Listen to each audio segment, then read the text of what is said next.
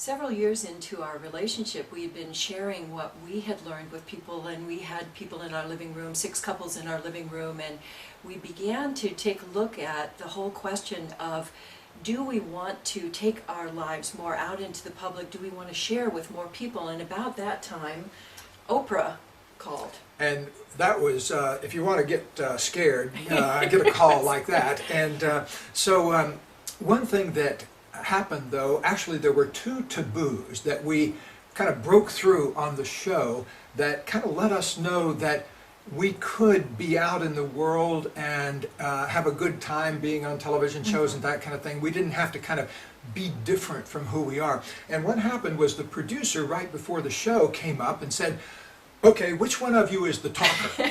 Which one of you is going to do the talking? And I said, no, that's not the way it works in our relationship. No, yeah, we both talk and we're both on screen. And it was amazing because he said, well, you know, the cameras really can't handle that. They can do a headshot of you or they can do a headshot of you, but we can't handle both of you on screen at the same time. It was this huge kind of metaphor alert, like, oh my goodness, they can't really film relationship, and that was amazing. That was kind of stunning because, he said also that's why we don't like to have couples on the show teaching about relationship. You know, we like to have one person at a time.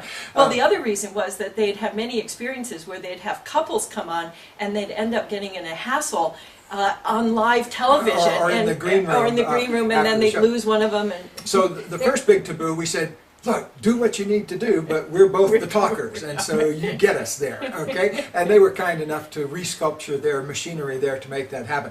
The second big taboo, though, there was a situation where we were working with a couple on her show, and it was about not telling the truth about something. And so I said something that I'd probably said to thousands of people in therapy. I said, you're really going to need to speak honestly about that and speak honestly to your partner about that. And this led to a big discussion about whether it's okay to tell the truth in relationships. Which was an astounding discussion for us because it was such a common, I mean, it's really the ground of our relationship, the vitality and the sexiness and the connection that comes out of telling the truth. That was so familiar to us, it was a moment of shock, kind of, what are they... To see the audience react, because half the audience was of the opinion that absolutely not, you must at all costs never tell the truth to your partner. Now, did you really need to say that to your partner? And all that kind of thing. And so, and we were quite of the opinion, and still are, that relationships only thrive when people are absolutely honest with each other and make the whole relationship kind of a haven of honesty. And so, but breaking that taboo of being able to say out in public and see people kind of go boo and go crazy around concepts that we take very sacredly and seriously, that was a huge moment for me in letting me know, okay, well, if I'm going to live my life out in public, the only protection I have is just to be absolutely honest.